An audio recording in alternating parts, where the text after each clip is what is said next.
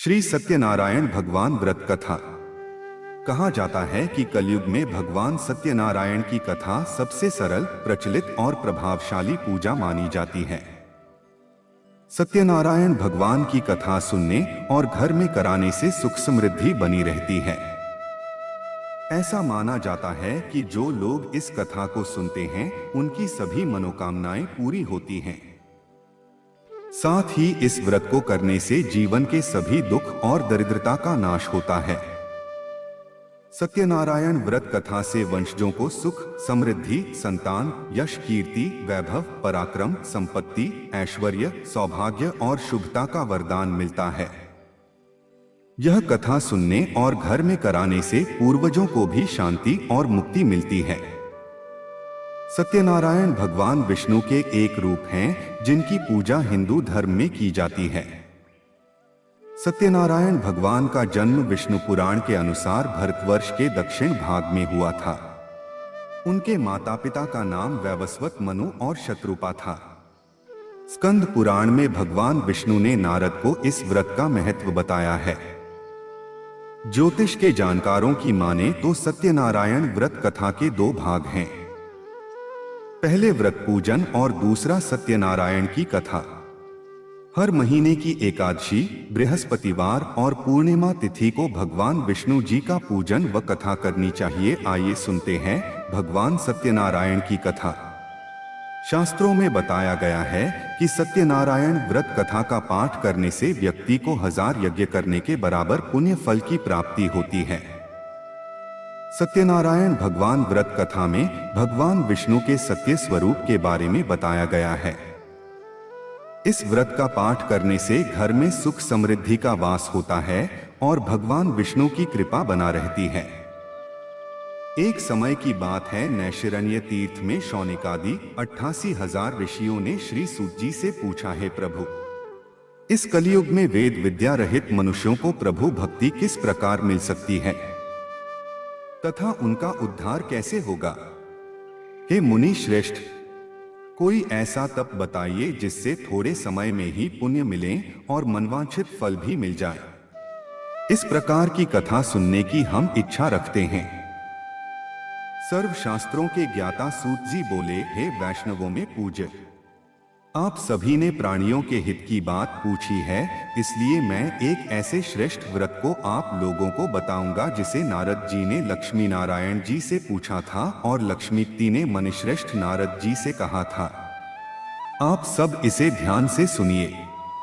एक समय की बात है, योगीराज नारद जी दूसरों के हित की इच्छा लिए अनेकों लोकों में घूमते हुए मृत्युलोक में आ पहुंचे।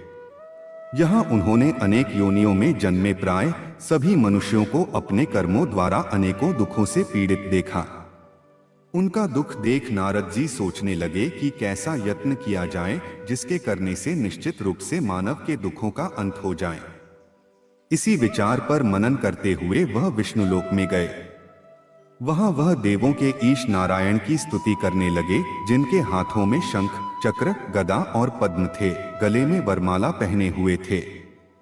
स्तुति करते हुए नारद जी बोले, हे भगवान, आप अत्यंत शक्ति से संपन्न हैं, मन तथा वाणी भी आपको नहीं पा सकती हैं। आपका आदि, मध्य तथा अंत नहीं है। निर्गुण स्वरूप सृष्टि के कारण भक्तों के दुख को दूर करने वाले हैं, आपको मेरा नमस्कार है। नारद जी की स्तुति सुन विष्णु भगवान बोले, हे मुनिश्रेष्ठ, आपके मन में क्या बात है? आप किस काम के लिए पधारे हैं? उसे नीच संकोच कहो। इस पर नारद मुनि बोले कि मृत्युलोक में अनेक योनियों में जन्मे मनुष्य अपने कर्मों के द्वारा अनेकों दुख से दुखी हो रहे हैं। हे नाथ, आप मुझ पर दया रखते हैं तो बताइए कि वो मनुष्य थोड़े प्रयास से ही अपने दुखों से कैसे छुटकारा पा सकते हैं।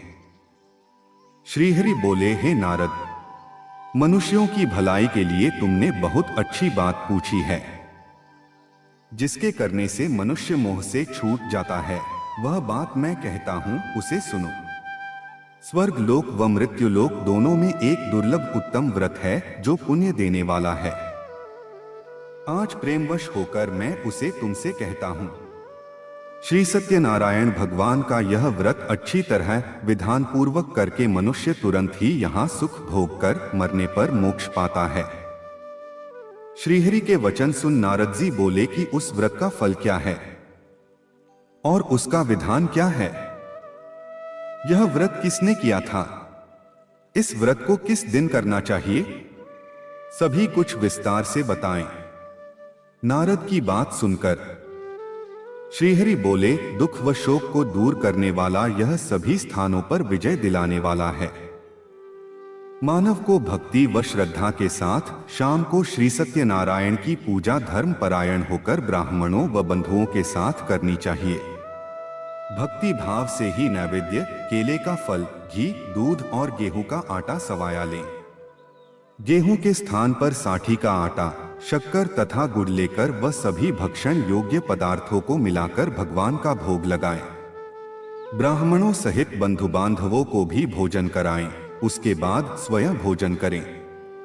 भजन कीर्तन के साथ भगवान की भक्ति में लीन हो जाएं। इस तरह से सत्यनारायण भगवान का यह व्रत करने पर मनुष्य की सारी इच्छाएं निश्चित रूप से पूरी होती हैं।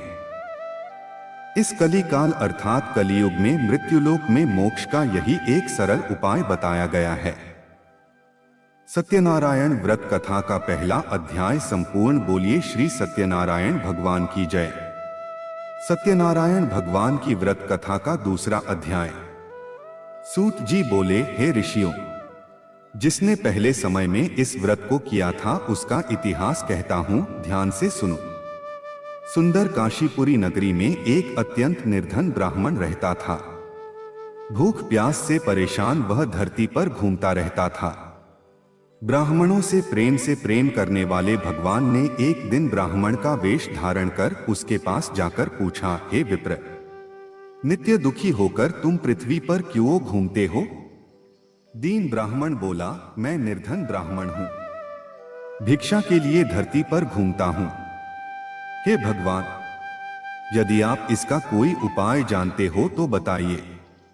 वृद्ध ब्राह्मण कहता है कि सत्यनारायण भगवान मनोवांछित फल देने वाले हैं, इसलिए तुम उनका पूजन करो। इसे करने से मनुष्य सभी दुखों से मुक्त हो जाता है। वृद्ध ब्राह्मण बनकर आए सत्यनारायण भगवान उस निर्धन ब्राह्मण को व्रत का सारा विधान बताकर अंतर्धान हो गए। ब्राह्मण मन ही मन सोचने लगा कि जिस व्रत को वृद्ध ब्राह्मण करने को कह गया है, मैं उसे जरूर करूंगा। यह निश्चय करने के बाद उसे रात में नींद नहीं आई। वह सवेरे उठकर सत्यनारायण भगवान के व्रत का निश्चय कर भिक्षा के लिए चला गया। उस दिन निर्धन ब्राह्मण को भिक्षा में बहुत धन मिला, जिससे उसने बंधु बांधवों के साथ मिलकर श्री सत्यनारायण भगवान का व्रत संपन्न किया। भगवान सत्यनारायण का व्रत संपन्न करने के बाद वह निर्धन ब्राह्मण सभी दुखों से छूट गया और अनेक प्रकार की संपत्तियों से युक्त हो गया। उसी समय से यह ब्राह्मण हर माह इस व्रत को करने लगा। इस तरह से सत्यनारायण भगवान के व्रत को जो मनुष्य करेगा वह सभी प्रकार के पापों से छूटकर मोक्ष को प्राप्त होगा। जो मनुष्य इस व्रत को करेगा वह भी सभी दुखों से मुक्त हो जाएगा। सूत जी बोले कि इस तरह से नारद जी से नारायण जी का कहा हुआ श्री सत्यनारायण व्रत को मैंने तुमसे कहा। हे विप्रो, मैं अब और क्या कहूं? ऋषि बोले, हे मुनिवर, संसार में उस विप्र से सुनकर और किस किस ने इस व्रत को किया, हम सब इस बात को सुनना चाहते हैं। इसके लिए हमारे मन में श्रद्धा का भाव है। सूत जी बोले, हे मुनियों, जिसने इस व्रत को किया है वे सब सुनो। एक समय वही विप्र धन व ऐश्वर्य के अनुसार अपने बंधु बांधवों के साथ इस व्रत को करने को तैयार हुआ। उसी समय एक लकड़ी बेचने वाला बूढ़ा आदमी आया और लकड़ियां बाहर रखकर अंदर ब्राह्मण के घर में गया। प्यास से दुखी वह लकड़हारा उनको व्रत करते देख विप्र को नमस्कार कर पूछने लगा कि आप यह क्या कर रहे हैं? तो उन्होंने बताया कि व्रत कर रहा हूं तथा इसे करने से क्या फल मिलेगा, कृपया मुझे भी बताएं। ब्राह्मण ने कहा कि सब मनोकामनाओं को पूरा करने वाला यह सत्यनारायण भगवान का व्रत है। इनकी कृपा से ही मेरे घर में धन धान्य आदि की वृद्धि हुई है। विप्र से सत्यनारायण व्रत या के बारे में जानकर लकड़हारा बहुत प्रसन्न हुआ। चरणामृत लेकर व प्रसाद खाने के बाद वह अपने घर गया। लकड़हारे ने अपने मन में संकल्प किया कि आज लकड़ी बेचने से जो धन मिलेगा उसी से श्री सत्यनारायण भगवान का उत्तम व्रत करूंगा। मन में इस विचार को ले बूढ़ा आदमी सिर पर लकड़ियां रख उस नगर में बेचने गया जहां धनी लोग ज्यादा रहते थे। उस नगर में उसे अपनी लकड़ियों का दाम पहले से 4 गुना अधिक मिलता है। बूढ़ा प्रसन्नता के साथ दाम लेकर केले, शक्कर, घी, दूध, दही और गेहूं का आटा ले और सत्यनारायण भगवान के व्रत की अन्य सामग्रियां लेकर अपने घर गया। वहां उसने अपने बंधु बांधवों को बुलाकर विधि विधान से सत्यनारायण भगवान का पूजन और व्रत किया। इस व्रत के प्रभाव से वह बूढ़ा लकड़हारा धन पुत्र आदि से युक्त होकर संसार के समस्त सुख भोग अंतकाल में बैकुंठ धाम चला गया। सत्यनारायण व्रत कथा का दूसरा अध्याय संपूर्ण। बोलिए श्री सत्यनारायण भगवान की जय।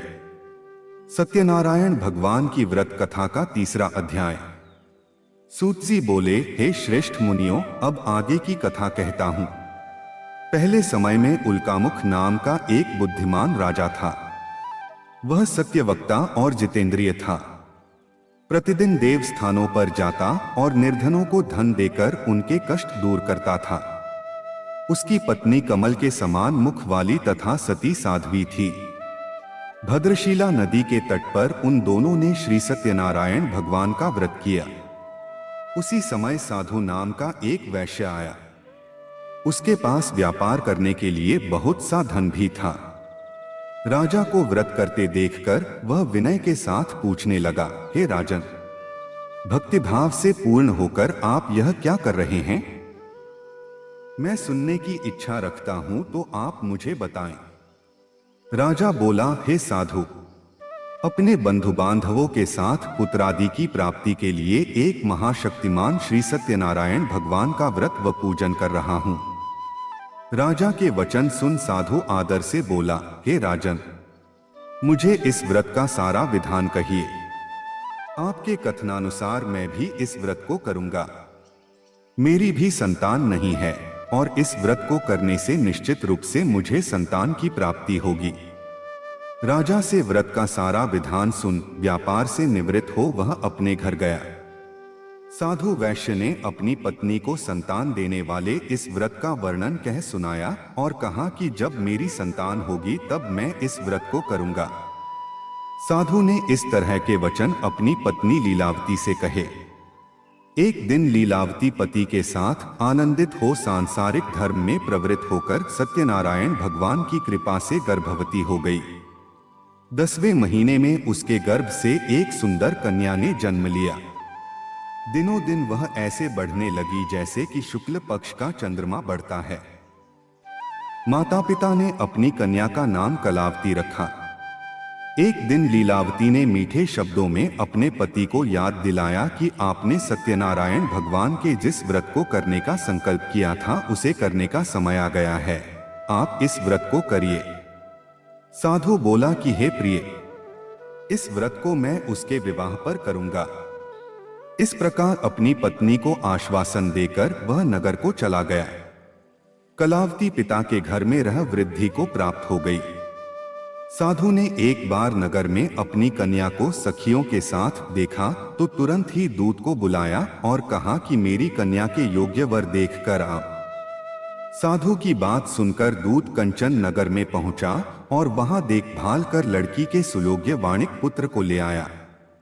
सुयोग्य लड़के को देख साधु ने बंधु बांधवों को बुलाकर अपनी पुत्री का विवाह कर दिया। लेकिन दुर्भाग्य की बात ये कि साधु ने अभी भी श्री सत्यनारायण भगवान का व्रत नहीं किया।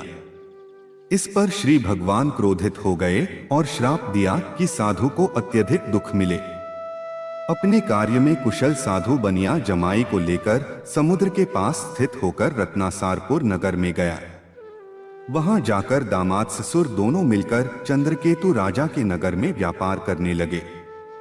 एक दिन भगवान सत्यनारायण की माया से एक चोर राजा का धन चुराकर भाग रहा था।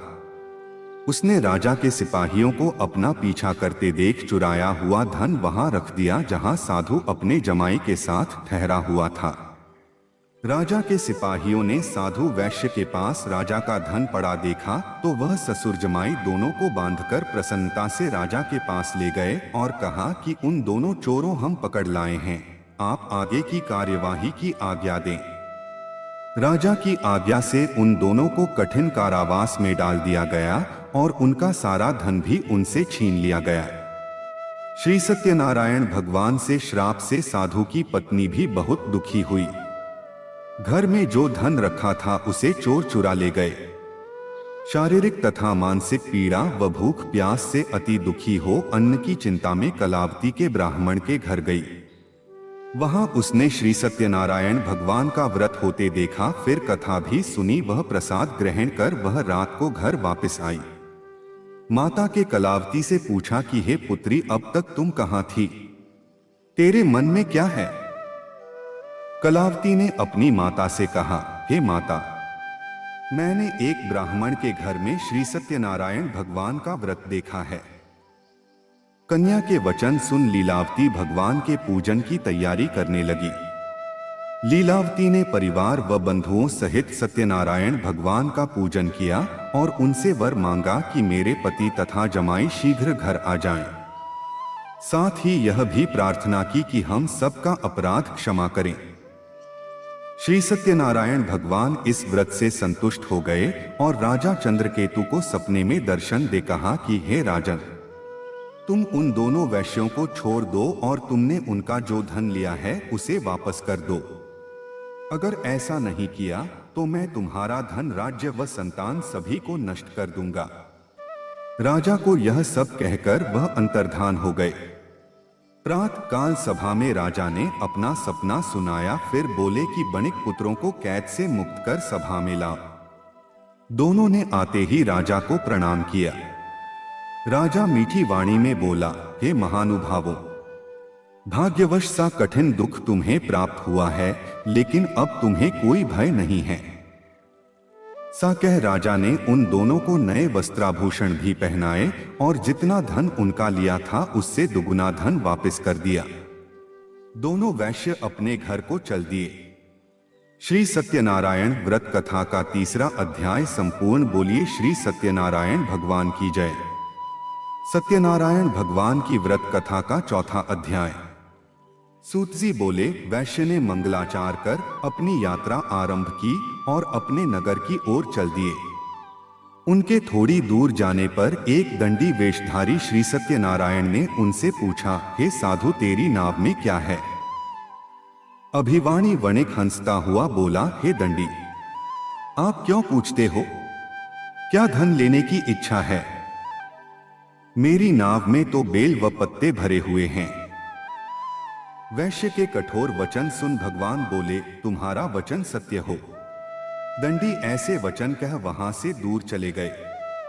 कुछ दूर जाकर समुद्र के किनारे बैठ गए। दंडी के जाने के बाद साधु वैश्य ने नित्य क्रिया के पश्चात नाव को ऊंची उठते देखकर अचंभा माना और नाव में बेलपत्ते आदि देख वह मूर्छित हो जमीन पर गिर पड़ा। मूर्छा खुलने पर वह अत्यंत शोक में डूब गया। तब उसका दामाद बोला कि आप शोक ना मनाएं, यह दंडी का शाप है, इसलिए हमें उनकी शरण में जाना चाहिए, तभी हमारी मनोकामना पूरी होगी। दामाद की बात सुनकर वह दंडी के पास पहुंचा और अत्यंत भक्तिभाव नमस्कार करके बोला, मैंने आपसे जो जो असत्य वचन कहे थे उनके लिए मुझे क्षमा दें। ऐसा कहकर महान शोकातुर हो रोने लगा। तब दंडी भगवान बोले, हे वणिक पुत्र, मेरी आज्ञा से बार बार तुम्हें दुख प्राप्त हुआ है। तू मेरी पूजा से विमुख हुआ। साधु बोला, हे भगवान, आपकी माया से ब्रह्मा आदि देवता भी आपके रूप को नहीं जानते, तब मैं अज्ञानी कैसे जान सकता हूं?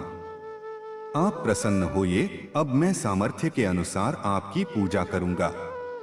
मेरी रक्षा करो और पहले के समान नौका में धन भर दो।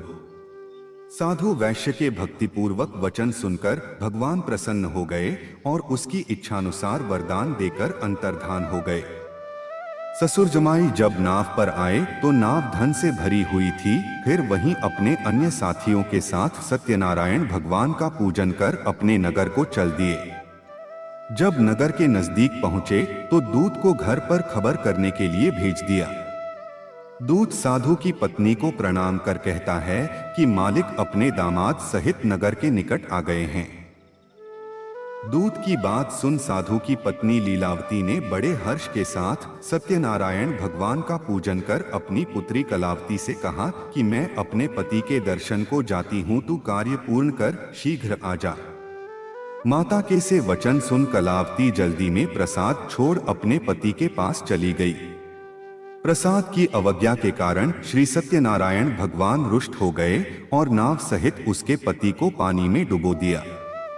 कलावती अपने पति को वहां ना पाकर रोती हुई जमीन पर गिर गई। नौका को डूबा हुआ देख व कन्या को रोता देख साधु दुखी होकर बोला कि हे प्रभु, मुझसे तथा मेरे परिवार से जो भूल हुई है उसे क्षमा करें। साधु के दीन वचन सुनकर श्री सत्यनारायण भगवान प्रसन्न हो गए और आकाशवाणी हुई, हे साधु, तेरी कन्या मेरे प्रसाद को छोड़कर आई है, इसलिए उसका पति अदृश्य हो गया है। यदि वह घर जाकर प्रसाद खाकर लौटती है तो इसे इसका पति अवश्य मिलेगा। ऐसी आकाशवाणी सुन कलावती घर पहुंचकर प्रसाद खाती है और फिर आकर अपने पति के दर्शन करती है। उसके बाद साधु अपने बंधु बांधवों सहित श्री सत्यनारायण भगवान का विधि विधान से पूजन करता है। इस लोक का सुख भोग वह अंत में स्वर्ग जाता है। श्री सत्यनारायण व्रत कथा का चौथा अध्याय संपूर्ण। बोलिए श्री सत्यनारायण भगवान की जय। सत्यनारायण भगवान की व्रत कथा का 5वां अध्याय। सूत जी बोले, हे ऋषियों, मैं और भी एक कथा सुनाता हूं, उसे भी ध्यानपूर्वक सुनो। प्रजापालन में लीन तुंगध्वज नाम का एक राजा था। उसने भी भगवान का प्रसाद त्याग कर बहुत ही दुख सहन किया। एक बार वन में जाकर वन्य पशुओं को मारकर वह बड़ के पेड़ के नीचे आया। वहां उसने ग्वालों को भक्तिभाव से अपने बंधुओं सहित सत्यनारायण भगवान का पूजन करते देखा। अभिमानवश राजा ने उन्हें देखकर भी पूजा स्थान में नहीं गया और ना ही उसने भगवान को नमस्कार किया। ग्वालों ने राजा को प्रसाद दिया, लेकिन उसने वह प्रसाद नहीं खाया और प्रसाद को वहीं छोड़ वह अपने नगर को चला गया। जब वह नगर में पहुंचा तो वहां सब कुछ तहस-नहस हुआ पाया तो वह शीघ्र ही समझ गया कि यह सब भगवान ने ही किया है। वह दोबारा ग्वालों के पास पहुंचा और विधि पूर्वक पूजा करके प्रसाद खाया तो श्री सत्यनारायण भगवान की कृपा से सब कुछ पहले जैसा हो गया। दीर्घकाल तक सुख भोगने के बाद मरणोपरांत उसे स्वर्गलोक की प्राप्ति हुई। जो मनुष्य परम दुर्लभ इस व्रत को करेगा तो भगवान सत्यनारायण की अनुकंपा से उसे धन धान्य की प्राप्ति होगी। निर्धन धनी हो जाता है और भयमुक्त हो जीवन जीता है। संतानहीन मनुष्य को संतान सुख मिलता है और सारे मनोरथ पूर्ण होने पर मानव अंतकाल में बैकुंठ धाम को जाता है। सूत जी बोले, जिन्होंने पहले इस व्रत को किया है अब उनके दूसरे जन्म की कथा कहता हूं। वृद्ध शतानंद ब्राह्मण ने सुदामा का जन्म लेकर मोक्ष की प्राप्ति की। लकड़हारे ने अगले जन्म में निषाद बनकर मोक्ष प्राप्त किया। उल्कामुख नाम का राजा दशरथ होकर बैकुंठ को गए। साधु नाम के वैश्य ने मोरध्वज बनकर अपने पुत्र को आरे से चीरकर मोक्ष पाया। महाराज तुंगध्वज ने स्वयंभू होकर भगवान में भक्तियुक्त होकर कर मोक्ष पाया। श्री सत्यनारायण व्रत कथा का 5वां अध्याय संपूर्ण। बोलिए श्री सत्यनारायण भगवान की जय।